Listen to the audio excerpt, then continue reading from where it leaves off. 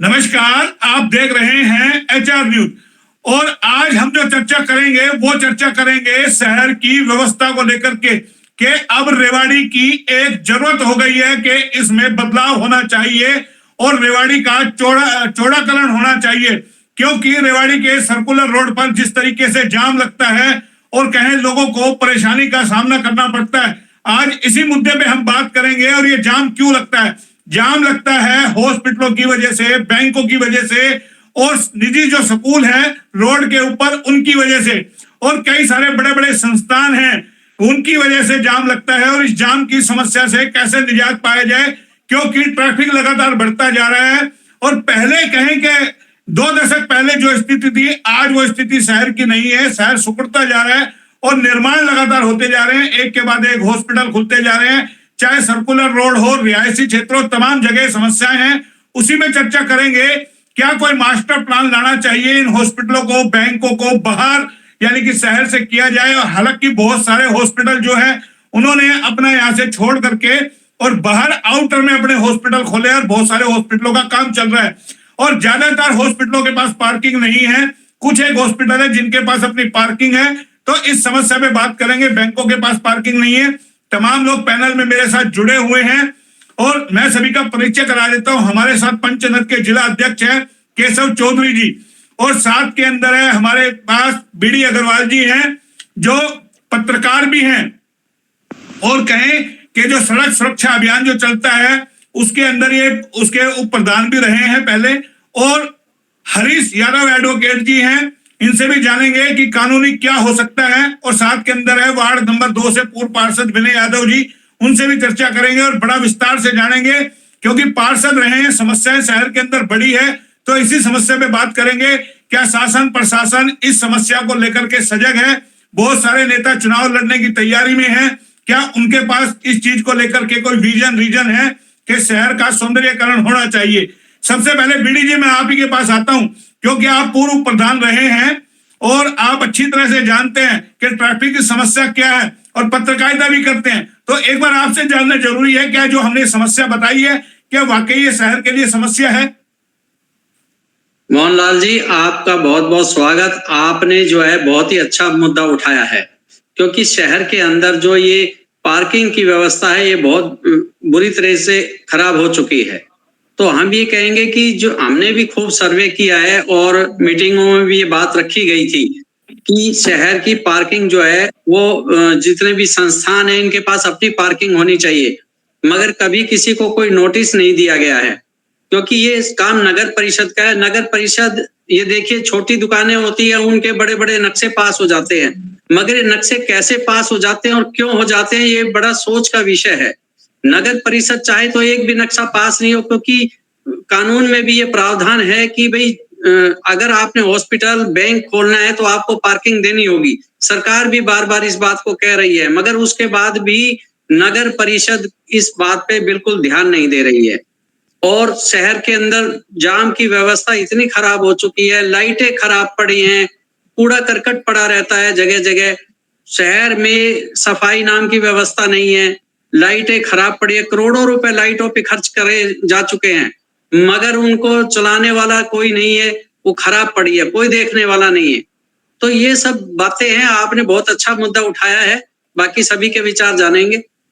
नहीं, मेरा सवाल ये है, 2 दशक की हम बात करें, ट्रैफिक काफी बड़ा है भाई। प्राइवेट कंपनियां हैं, उनकी बहुत सारी बसें हैं कर्मचारियों को लाने ले जाने के लिए, कहीं सैकड़ों की संख्या में बसें चल रही है।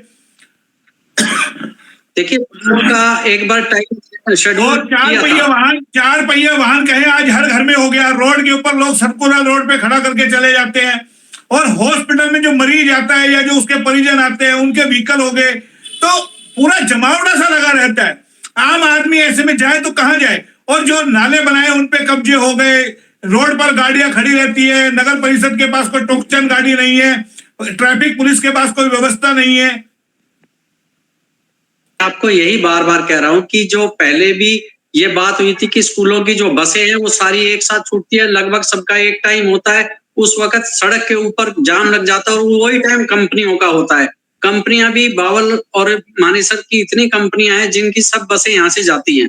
तो शहर में अव्यवस्था हो। मैं आपका अनुभव जानना चाहता हूँ। आप रोड सेफ्टी के पूर्व प्रधान रहे हैं, तो क्या ये दिक्कतें थी? कभी आप लोगों ने जिक्र किया रोड सेफ्टी के नाम पर? आप संस्था से जुड़े हुए हैं, पुलिस प्रशासन भी उसमें जुड़ा हुआ है।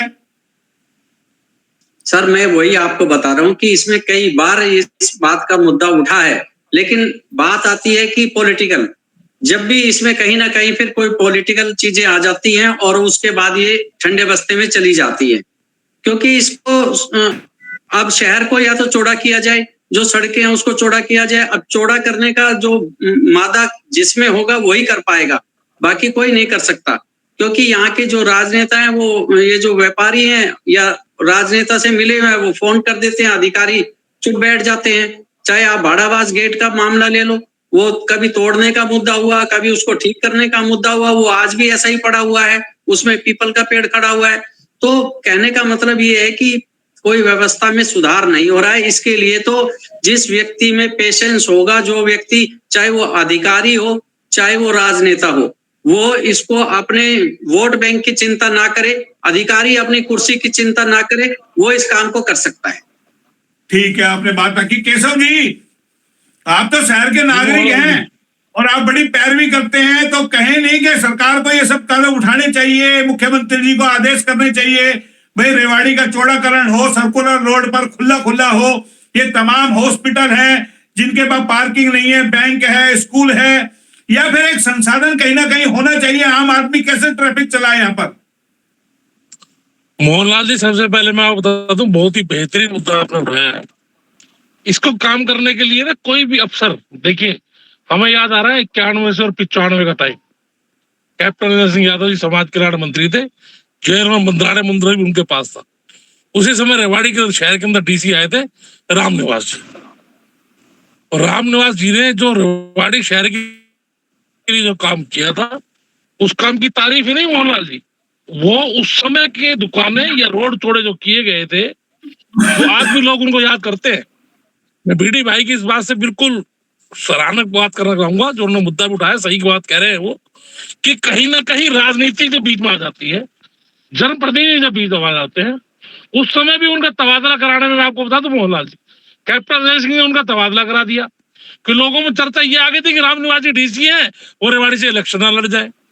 तो ऐसे ही जैसे रोड सेफ्टी की मेरे भाई बीडी जी बात कर रहे हैं, कोई भी जो अफसर आता है, उसमें जब अजली जमा बनाने का जब उसका मौका आता है, या तो उसका ट्रांसफर हो जाता है या उसको यहाँ से उसका ट्रांसफर कर दिया जाता है। क्योंकि तो फिर वही आ जाता है। मैंने आपसे सवाल किया, आप नेता के ऊपर आ गए, आपने फिर वही कैप्टन साहब पे निशाना साध दिया। अरे भाई, अब सरकार बीजेपी की है, विपक्ष का विधायक है, तो अब तो 10 साल में आप लोगों कापड़ीवास जी थे, आपने क्यों नहीं कहा कापड़ीवास जी ताकतवर थे? तब कह रहे थे आप 2014 में। मोहनलाल जी देखिए, आप विनय भाई पार्षद हैं, और मैं आपको बता दूं, ये इस बात को बिल्कुल बिल्कुल गहराई से आपको बताएंगे। 2014 से लेकर और 2019 तक रणजीत सिंह कापड़ीवास ने जो शहर के लिए जो काम किए, चाहे वो बाईपास हो, चाहे वो लाइटिंग का हो, चाहे वो सर्कुलर रोड का हो, वो काम 2014 से लेकर 2019 तक हुए। उस समय अफसर साहब बिल्कुल हैवी नहीं थी, नगर उन्होंने चौड़ा कर दिया रोड, सर्कुलर रोड में चौड़ा कर दिया, सड़क ही तो बनी है, वो तो पास कांग्रेस के टाइम में हो गई थी, आधी सड़क बन गई थी। आप पास की बात छोड़िए, पास पता नहीं किसके समय में क्या हुआ था, आप मेरी बात आधी सड़क बन गई थी, सर्कुलर रोड बनना था, हम भी तो पत्रकारिता कर रहे थे। बताइए, बननी थी नहीं बननी थी सड़क? थोड़ा सा हिस्सा बच रहा था, उसको बुलाया जा रहा है। हालत बहुत खराब हो चुकी थी सड़क की। नहीं, बन तो रही थी ना, सड़क बनने लग गई थी। मोहनलाल जी, ये मैं आपको बता देता हूँ, ये रणजीत सिंह कापड़ीवास जी के प्रयास से और राव नरवीर जब मंत्री थे, उनके प्रयास से दोबारा सड़क बनी, सर्कुलर रोड। नंबर 2 आपको मैं बता दूं कि इस बात के अंदर कोई दो राय नहीं है कि 2014 से लेकर 2019 तक रेवाड़ी के अंदर जो विकास हुए। लेकिन आप जब किसी दूसरी सरकारों की जब आप बात करते हैं, मेरे को बताइए, बाईपास जो रेवाड़ी शहर में, जिसकी आज हाईवे ट्रैफिक रेवाड़ी शहर के अंदर क्यों है? उसकी वजह सबसे कि बाईपास अभी तक तैयार नहीं हो पाया है। कुछ लोगों ने, अपने चहेते लोगों ने, अपने रिश्तेदारों को यह फायदा पहुंचाने के लिए वो जमीनें डाइवर्ट करा के, दाएं बाएं से करा के रोड उनके गलत करा दिए, तो उनको बनने में समय लग रहा है। अरे भाई, अब तो केशव जी, मैं सुझाव की बात कर रहा हूँ, आप क्या सोचते हैं? शहर का चौड़ाकरण होना चाहिए नहीं चाहिए? हॉस्पिटल सर्कुलर रोड से बाहर होने चाहिए नहीं चाहिए।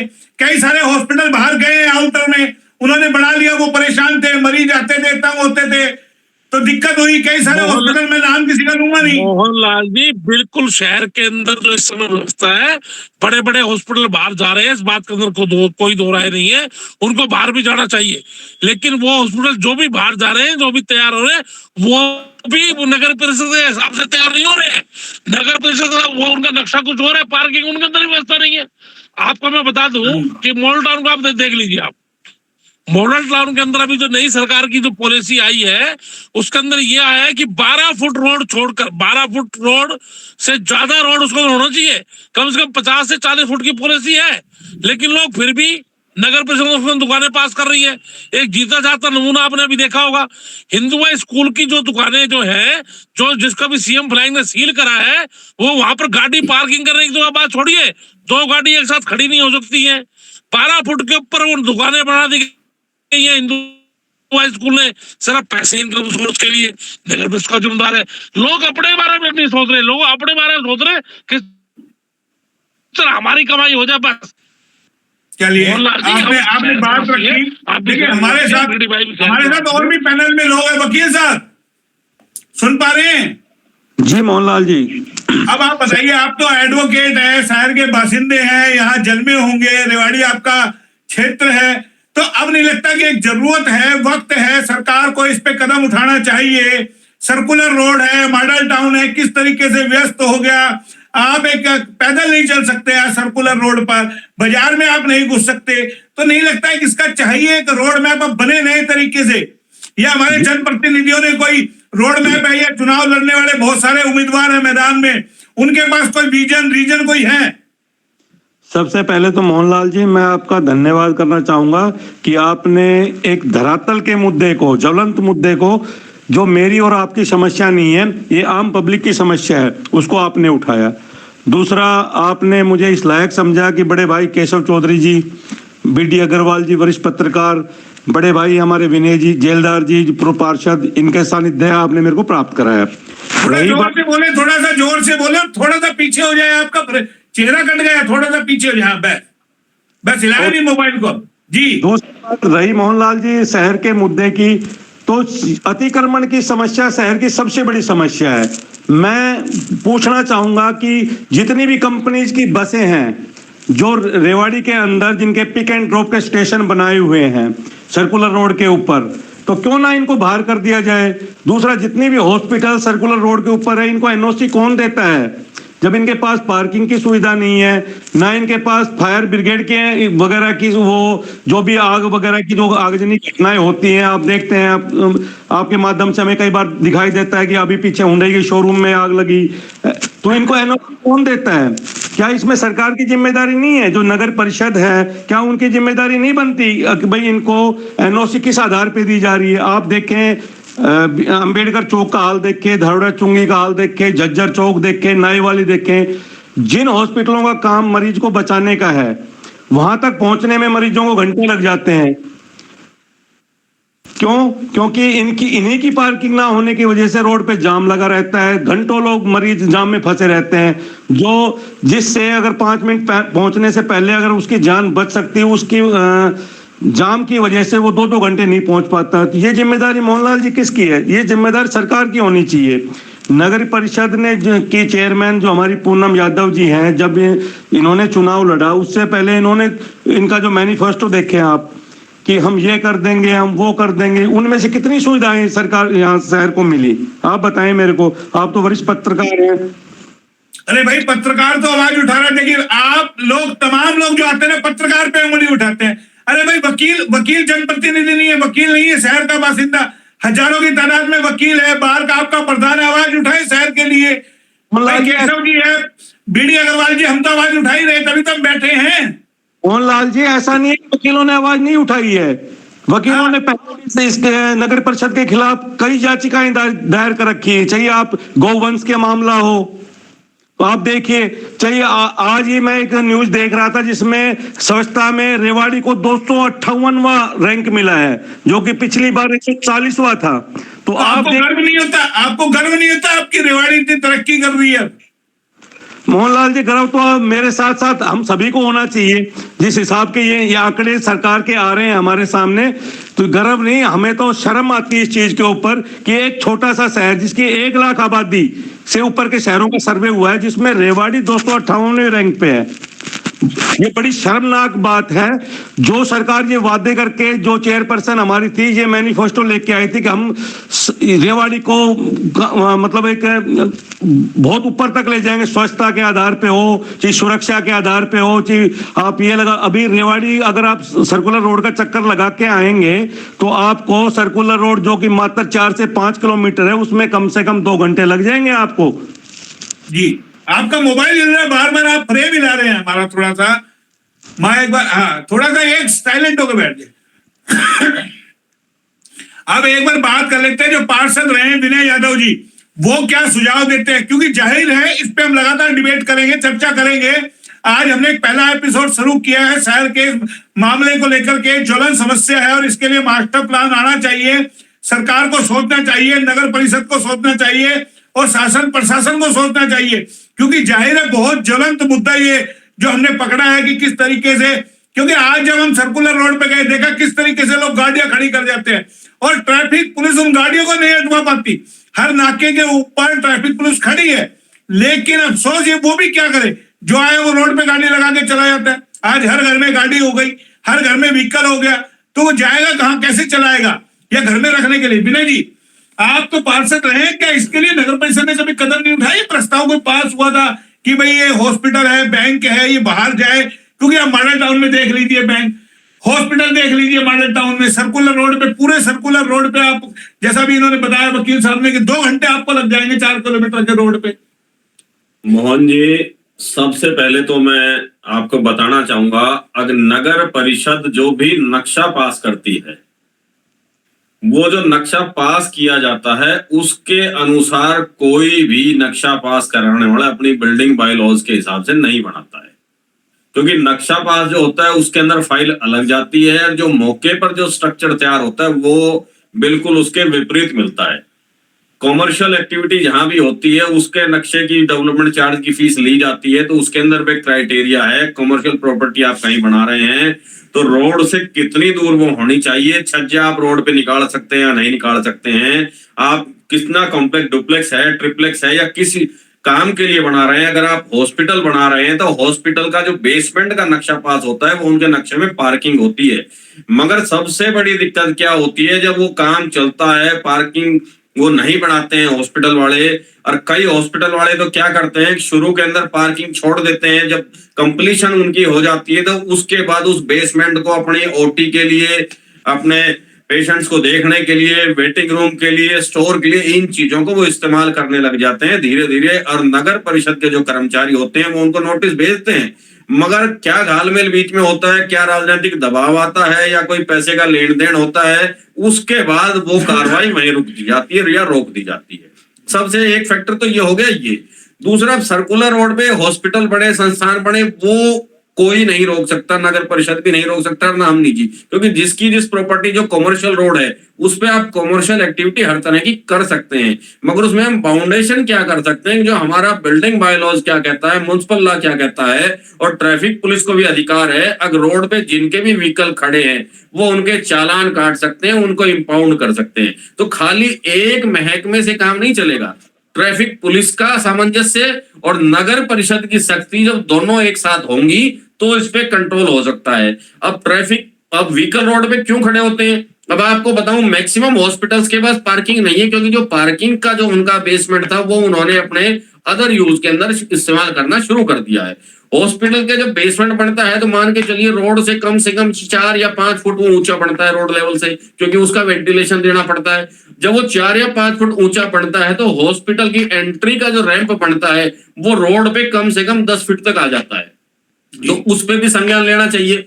हॉस्पिटल वाला कोई भी अपनी 1 इंच भी जमीन बेकार नहीं छोड़ना चाहता, वो तो ये चाहता है कि हॉस्पिटल की टोटल 100% जमीन में यूज करूं, बाकी की जो यूज है, जो गवर्नमेंट की लैंड पड़ी है, रास्ता है, उसको भी मैं यूज करने लग जाऊं। अब बहुत से हॉस्पिटल आप देखेंगे उनके रैंप सारे सर्कुलर रोड पे दोनों तरफ बाहर नाले बने हुए हैं, अगर उनको नाले तक बाउंड कर दिया जाए, अगर आप रैंप अपनी प्रेमाइसिस में बनाएंगे, उसके बाद आपका रैंप नाले के आप ऊपर उतरेगा, नाला रोड से 6 इंच 8 इंच ऊंचा है, तो आप केवल उस 6 इंच का रैंप आप अपने इमरजेंसी व्हीकल के लिए, स्ट्रेचर के लिए एक तरफ बना सकते हैं, जहां से आपकी मेन एंट्री है, तो केवल वो 6 या 8 इंच का रैंप जो बनेगा उतना ही एनक्रोचमेंट रोड के ऊपर हो पाएगा, बाकी की सुविधा नहीं होगी। अब रैंप आपने 10 फीट निकाल दिया, उसके बाद आपके पेशेंट्स के व्हीकल खड़े होने लग गए, आपकी एम्बुलेंस खड़ी हो गई। बहुत बार तो इतनी दिक्कत होती है, कोई इमरजेंसी पेशेंट आ जाता है, एम्बुलेंस रोड के बीचों बीच खड़ी होती है, बीचों बीच स्ट्रेचर पे उतारना पड़ता है उसको, और तब हॉस्पिटल में ले जाते हैं। क्यों? अगर हॉस्पिटल के बाहर उनके पेशेंट्स की पार्किंग ऑलरेडी हुई है, तो वो एम्बुलेंस जो आई है वो अंदर जाए कैसे? तो ये बहुत बड़ी समस्या है। तो एक और समस्या विनीत जी, एक और समस्या, कई हॉस्पिटलों ने तो बाउंसर रखे हुए हैं बकायदा, गार्ड के रूम में गाली गलौज करते हैं, मरने मारने को। अगर आप, मैं कह रहा हूँ गुंडागर्दी पूरी एक तरीके से सिलसिलेवार में सारी बातों पे आऊंगा आपके पास। अब बात आ गई हॉस्पिटल के ऊपर खाली शिकंजा नगर परिषद नहीं कर सकता, उसके बाद ड्यूटी बढ़ती है हमारे स्वास्थ्य विभाग की भी। स्वास्थ्य विभाग जांच नहीं करता, डॉक्टर हैं कितने हैं, ड्यूटी पे है या नहीं है, क्या उनकी कार्रवाई चल रही है, हॉस्पिटल में क्लीनिंग है या नहीं है, किस तरह की सुविधाएं पेशेंट्स को दी जा रही है, आपने वहां जो डिस्पेंसरी बनाई हुई है वो किस कैटेगरी लेवल की है, वेटिंग रूम आपका कैसा है, इन पे फाउंडेशन जो है वो कर सकता है स्वास्थ्य विभाग। नगर परिषद का इख्तियार नहीं है। नगर परिषद के इख्तियार फायर सेफ्टी पे है, मगर फायर सेफ्टी के इक्विपमेंट्स किसी हॉस्पिटल के पास नहीं है। किसी ने गलती से अगर 1-2 बाल्टी बालू रेत की शुरू में उठाकर रख दी है, तो 1-2 साल 6 महीने वो रेत इतना जम जाता है, अगर उसको आप उठा के डालना चाहे तो बाल्टी समेत तो जंग में ही लिपटा आग लगेगी। के अंदर कितना बड़ा क्लिनिक, मैं वही बता रहा हूं आपको। अगर धीरे धीरे सब चीजों पे आऊंगा।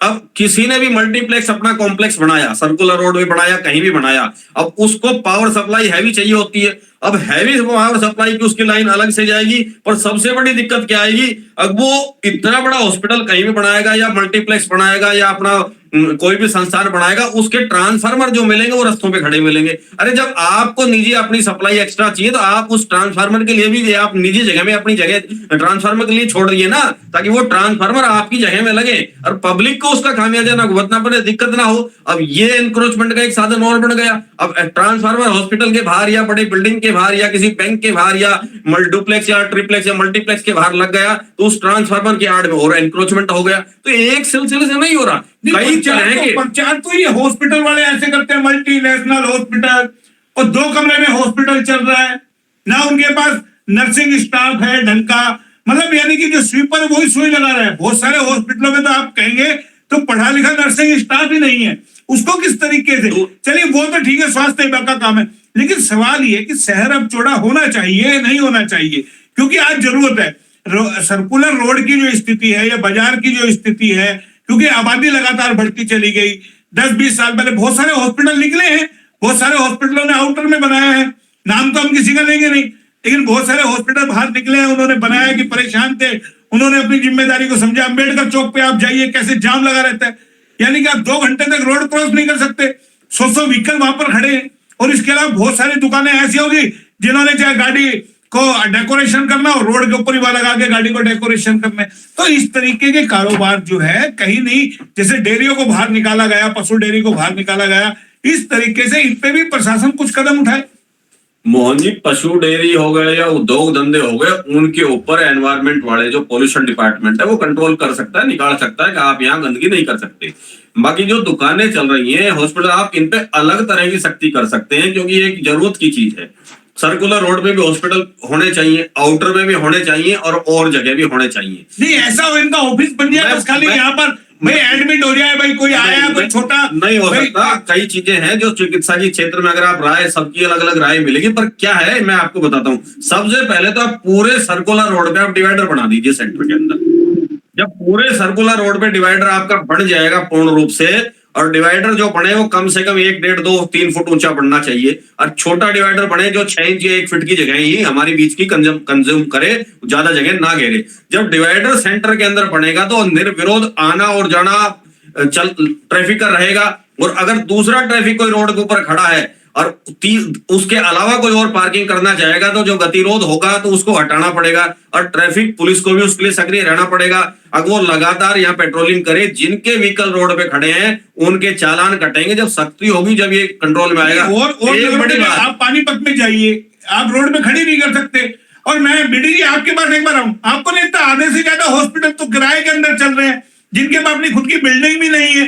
तो नहीं लगता कि भाई प्रशासन को चाहिए भाई ये बिल्डिंग हॉस्पिटल के लायक नहीं है, आप अपना क्लिनिक कहीं और खोलिए, या किराए के लिए तोड़ तोड़ करके लोगों ने मकान अपना क्लिनिक बना दिया, वहां के रेंट पे छोड़ दिया। आप ठीक कह रहे हैं, लोग किराए पर ले रहे हैं, लेकिन बात वही आती है, ये बिल्डिंग जो है जिस मालिक की है, बात उसके ऊपर आती है, ना कि किराएदार पे आती है। कि मालिक को चाहिए कि वो अपनी बिल्डिंग को इस तरीके से बनाए कि उसमें पार्किंग व्यवस्था दे। अगर उसको हॉस्पिटल के लिए देनी है या और काम के लिए ऐसे के देनी है जहां पर लोगों का आना जाना ज्यादा है और जहां व्हीकल खड़े होंगे, तो उसको उस हिसाब से डिजाइन करना चाहिए। ऐसा नहीं है अब एक दुकानदार है उसके लिए इतनी जरूरत नहीं है, मगर क्या होता है कि आप अंबेडकर चौक पे देखते हो, एक हॉस्पिटल इधर है, 6-7 एम्बुलेंस सामने खड़ी हो जाती है। अब वो एम्बुलेंस खड़ी है, वहां रास्ता बिल्कुल छोटा सा हो जाता है और वहां से निकला नहीं जाता। हमने जो ट्रैफिक के माध्यम से काफी बार ये जो आवाज उठाई थी, और इसके बाद मास्टर प्लान ये बनाया था, कई बार इसको वन वे करने के लिए भी कोशिश की, लेकिन कहीं ना कहीं दिक्कतें आती है, और वो दिक्कत होने के बाद वो मास्टर प्लान फेल हो जाता है। इस को छोटा किया गया था जब ये घूमने में दिक्कत आ रही थी, और यहाँ पर जो डीसी आए थे अजीत बाला जोशी, उन्होंने सबके जनरेटर उठवा दिए थे। आपको ध्यान होगा कि जितने भी हॉस्पिटल से जनरेटर बाहर रख के अतिक्रमण किया हुआ था, वो जनरेटर उठवाए थे उन्होंने, लेकिन वो तो आज फिर रखी है वहां पर। अब सवाल तो यही उठ रहा है ना कि इसके लिए हम इसीलिए चर्चा कर रहे हैं कि अब एक वक्त की मांग है, जरूरत है, आम आदमी को रहना है रेवाड़ी में।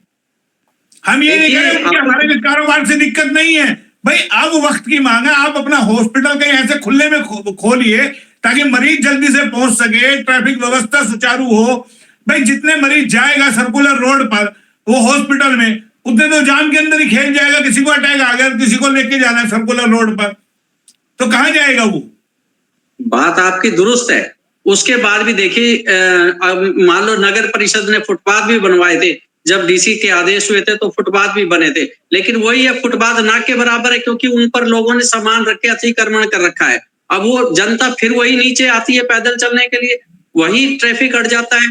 तो ये बहुत सारी दिक्कतें, जब तक जिला प्रशासन और जो हमारे राजनेता हैं जो सरकार में बैठे हैं, जब तक ये एक होकर और इस पे कड़े कदम नहीं उठाएंगे, तब तक कुछ नहीं हो सकता, क्योंकि जनता को तो फ्री की जगह चाहिए। वो तो बोर्ड भी लगा, हमने जनता की समस्या को देख करके और रेवाड़ी की एक मुख्य समस्या को देख करके इस पे लगातार हम डिबेट भी करेंगे, चर्चा करेंगे। हो सकता है हमारी खबर के बाद, हमारी डिबेट के बाद एक नई चर्चा शुरू हो।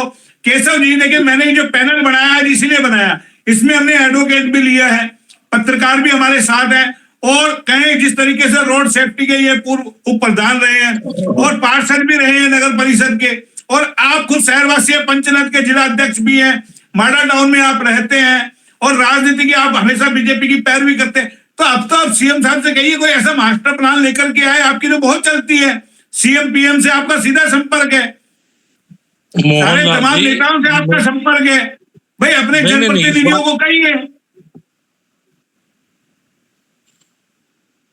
मोहनलाल जी, इस बात के अंदर कोई दो राय नहीं है। अभी मैं आपको बता रहा हूँ, इसको काम कराने के लिए अफसर, जैसे अभी आपको बताऊं, बीडी भाई इस बात को अच्छी तरह बता देंगे, अशोक कुमार जी घर गए थे, डीसी का चार्ज उन्होंने संभाला। आप यकीन करना मोहनलाल जी, जो मैंने काम करने की क्षमता उन्होंने देखी, मैं उनकी जितनी तारीफ करूं उतनी कम। वो भी राजनीति का शिकार हो गए। हमको रेवाड़ी के लोग, किसने करा उसको? भाई सरकार आपकी, फिर वही बात हो रही है, देखिए सरकार किसकी है, या भी कैप्टन पे आरोप लगाएंगे। मोहनलाल जी, मैं तो आपसे कह ही रहा हूं, आप बार बार मेरे चैनल के माध्यम से क्यों ये बात अपना कहना चाहते हैं कि इस रेवाड़ी की बर्बादी को अगर कोई बर्बाद करने में सबसे बड़ा हाथ है तो नगर परिषद है, और नगर परिषद के ऊपर जिस नेता का हाथ है वो भी शहर को बर्बादी की ओर ले जा रहा है, और जनता आने वाले समय में उसको सबक सिखाएगी। मोहनलाल जी, अशोक कुमार जी इतना बढ़िया काम कर रहे थे शहर का, आप यकीन करेगा मोहनलाल जी, अगर रात को 11 बजे भी किसी शख्स ने उनको फोन किया है तो रोड पे खड़े मिले हैं वो, सिर्फ पब्लिक इंटरेस्ट के लिए, कुछ उनका अपना कोई महत्व नहीं था। वो एयर कंडीशन के अंदर रहने वाला डीसी नहीं थे मोहनलाल जी, लेकिन राजनीतिक बलि उनकी चढ़ा दी गई और खमियाजा कौन भुगत रहा है? आप, हम और पूरा शहर, तो जनता को आप उस समय भाई आप देखिए आप कब पहले डिबेट में कह चुके हैं सीएम को लेकर के, आप बोलो भाई हमारी अरे भाई आपकी चलती क्यों नहीं, आप लोगों ने ट्रांसफर रोका उनका, क्यों नहीं जाकर के मिले जी मत भेजिए इनको, यहां से कुछ करने दीजिए, या फिर सीएम की पावर कम है? मोहनलाल जी मैं आपको एक चीज में क्लियर सी कह दूं, इसके अंदर सबसे बड़ा आज जाके जनप्रतिनिधि का होता है। जनप्रतिनिधि जिसको चाहता है उसकी ट्रांसफर होती है, जनप्रतिनिधि नहीं चाहता उसकी ट्रांसफर नहीं होती। चलिए वकील साहब से अगर बात करते हैं, देखिए समय का अभाव पहली चर्चा है नहीं, और लगातार इस पर चर्चा करेंगे। बीडी अग्रवाल जी सुनिए, मोहनलाल जी जहां समय बीडी अग्रवाल जी बैठे हैं उनसे आप पूछिए कि उन्होंने कितना प्रयास करा रोकने के लिए, वो जानते हैं उन्होंने प्रयास करा होगा। तो आप इस चैनल को सही मुद्दे को उठा रहे हैं और ये मुद्दा आप आगे बढ़ाइए। शहर तो अब धीरे धीरे जब समझेगा तो इनका सबको सिखाएगा मोहनलाल जी। चलिए वकील मोहनलाल जी, साहब चलते चलते समय का अभाव है, बीडी जी कुछ कहना चाह रहे हैं?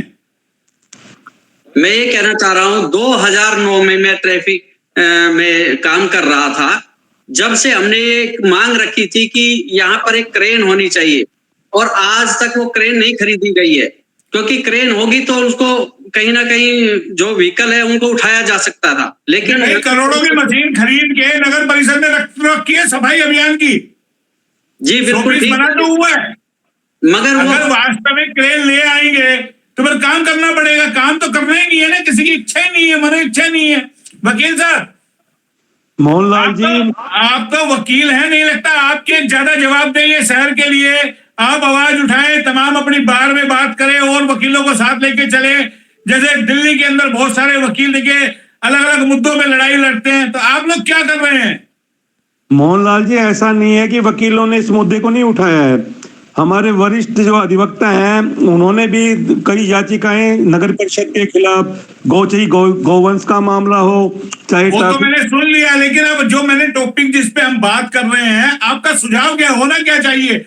ये शहर से बाहर जाने चाहिए या यहीं बने रहने चाहिए? शहर इसी तरीके से नरक बना रहे, हम सर्कुलर रोड पे जाए 4 घंटे में लगते रहे पास करने के लिए, धालबेड़ा चुंगी तक पहुंचने के लिए।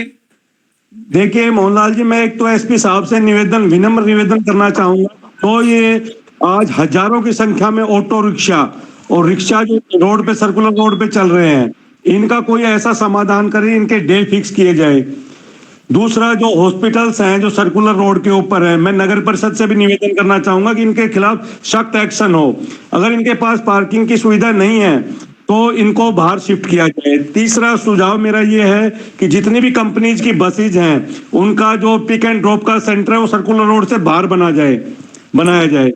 उसके अलावा भी मैं डीसी साहब से भी निवेदन करना चाहूंगा कि वो समय समय पर जो भी अतिक्रमण करते हैं उनके खिलाफ स्ट्रिक्ट एक्शन ले। जब तक सख्त एक्शन नहीं लिया जाएगा मोहनलाल जी, तब तक ये लोग नहीं सुधरने वाले हैं।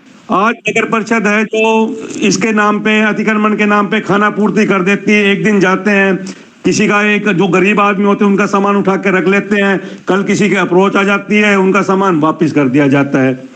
तो मेरा निवेदन यही है सरकार से। चलिए अब चलते चलते विनय जी से जान लेते हैं, क्योंकि पार्षद रहे हैं तो जाहिर है मुद्दा। मैं विनय जी, आपने फिर मेरा एक बार वो सवाल आपका सवाल मन से ही समझ गया मोहन जी। मैं पूछ रहा था क्या ऐसा प्रस्ताव पास हुआ था कोई?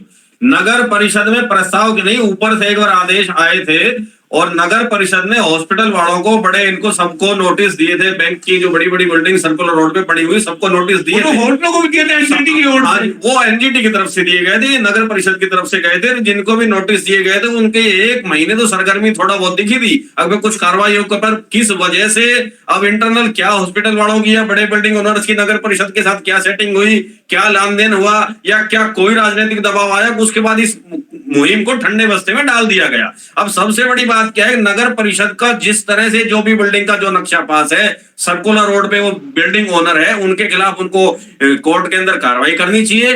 और जो संस्थान उस बिल्डिंग में चल रहे हैं उसको तुरंत प्रभाव से उसको सील कर दो ना आप। जब आप सील करोगे तो बेसमेंट में जो उनकी पार्किंग है, पार्किंग अपने आप रखेंगे, वो मजबूर हो जाएंगे रखने के लिए। तो एक बार जब ये सीलिंग की कार्रवाई चलेगी, ईमानदारी से उस कार्य को करे, उसके अंदर घोटाले की मंशा ना रखते हुए, कमाई की मंशा ना रखते हुए अधिकारी और हमारे नगर परिषद के कर्मचारी, राजनेता अगर कार्रवाई करेंगे तो ये सिरे चढ़ेगी और जाम की जो समस्या हॉस्पिटलों से, बैंक से, बड़ी बड़ी बिल्डिंग से होती है, उनसे निजात पाया जाएगा। इसमें कोई दिक्कत नहीं। बहुत सारे कोचिंग इंस्टीट्यूट चल रहे हैं जिनके पास अपना खुद का जगह नहीं है, किराए की बिल्डिंग में है, और कहें कि एक कमरे के अंदर 100 बच्चे बांटते हैं। पिछले दिनों किस तरीके के वाकये सामने आए, आग लगी, कैसे कूदते हुए हमने देखे थे कोटा के अंदर कि एक इंस्टीट्यूट में आग लगी और जगह लगी, कई जगह लगी है, वो स्थिति ऐसी सामने आई है। नहीं लगता है क्या प्रशासन इन सब चीजों का इंतजार कर रहा है कि ऐसा कोई वाकया है, हाथ के अंदर मौका है, तब जाकर के हम काम करें? मोहन जी, जिनकी भी बिल्डिंग है, बिल्डिंग ओनर अपनी कमाई तक, किराए तक सीमित है।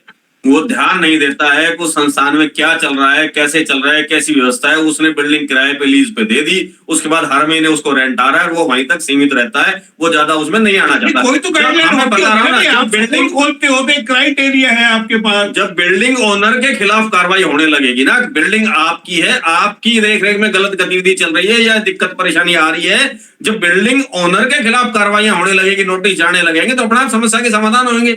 बिल्डिंग ओनर भी अपना आप देखरेख रखेगा, उनपे कार्रवाई पे ध्यान रखेगा, कोई ये गलत तो नहीं कर रहा है, किस पर्पज के लिए दी गई है। सवाल को तो प्रशासन को देखना चाहिए। मेरा 100 गज का है, मैंने हॉस्पिटल को दे दिया बना करके एक कमरा, और उसमें हॉस्पिटल चल गया, तो प्रशासन देखे ना जाकर के भाई इसमें क्या मूलभूत सुविधाएं हैं, किस तरीके से सबसे पहली इसको मिल गया हॉस्पिटल खोलने सबसे का। पहली जिम्मेदारी तो नगर परिषद की बढ़ती है। जब नगर परिषद में नक्शा पास होने जाता है तो जब तक उस बिल्डिंग की कंप्लीशन नहीं होती है तो उनको ध्यान देना चाहिए, नगर परिषद के जेई को, एमई को, वर्क मिस्त्री को और जो भी अधिकारी हैं। अब उस बिल्डिंग में जिस तरह का नक्शा पास है उस तरह से वो बिल्डिंग बन रही है कि नहीं बन रही है। बिल्डिंग कोई भी बनती है उसमें फायर सेफ्टी का ध्यान रखा जाता है, प्रॉपर वेंटिलेशन का ध्यान रखा जाता है। बड़ी बिल्डिंग है तो बेसमेंट में आपकी पार्किंग का नक्शा पास है तो आप पार्किंग के लिए उस बेसमेंट को ओपन क्यों नहीं छोड़ते? तो उसकी कार्रवाई नगर परिषद की सबसे पहले बनती है। ये पूरा नेक्सेस से काम करता है कि पूरा? बिल्कुल नेक्सेस काम करता है, सब कुछ सेट हो जाता है, कुछ टाइम बाद नगर परिषद के अधिकारियों से ही उनकी साठगांठ हो जाती है, मार्फत माल जो पहुंचना वो पहुंचता है। केशव जी कुछ कहना चाह रहे हैं? मोहनलाल जी, मैं आपको बता दूं, अभी सीएम फ्लैट में जो दुकानें, जैसे बीडीपीओ की यहाँ दुकानें थी अपने गढ़ीबोली रोड पे, और हिंदू स्कूल की जो दुकानें सील की गई है, मैं आपको बता दूं, मुझे लगता है वकील साहब ही बैठे हैं, बीडी अग्रवाल जी बैठे हैं, इनको सिर्फ सीधा करने का हमारे पास अब एक ही रास्ता है। लास्ट मैंने सारी पूरी फाइल तैयार कर दी है कि इस मामले को ग्रीवेंस में उठाऊंगा।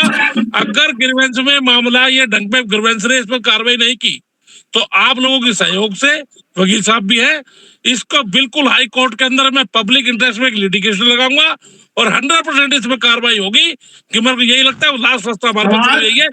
हमारा जो शहर को, अरे आप इसके लिए तो लगा देंगे, लेकिन सवाल ये है ना, आप इसके लिए भी कोई एप्लीकेशन लगाइए ना, शहर का चौड़ाकरण हो, जो तमाम कब्जे कर रखे हैं, अवैध निर्माण जो हुए हैं वो भी तो देखने पड़ेंगे। ट्रैफिक से भी आप बात कीजिए, तमाम जगह आप जाइए, अपनी शिकायत कीजिए। मोहनलाल जी, जब पब्लिक इंटरेस्ट में लिटिगेशन जब लगेगी तो रेवाड़ी शहर के सारे मुद्दे, जिसमें ट्रैफिक से लेकर, पशुओं से लेकर, अवैध कब्जों से लेकर, सारे मुद्दे एक साथ लगाए जाएंगे मोहनलाल जी, ताकि मानते हो ना, ये हॉस्पिटल, बैंक जिनके पास पार्किंग नहीं है उनको बाहर करना चाहिए, शासन प्रशासन को प्लान लाना चाहिए, जल्द से जल्द हो ये।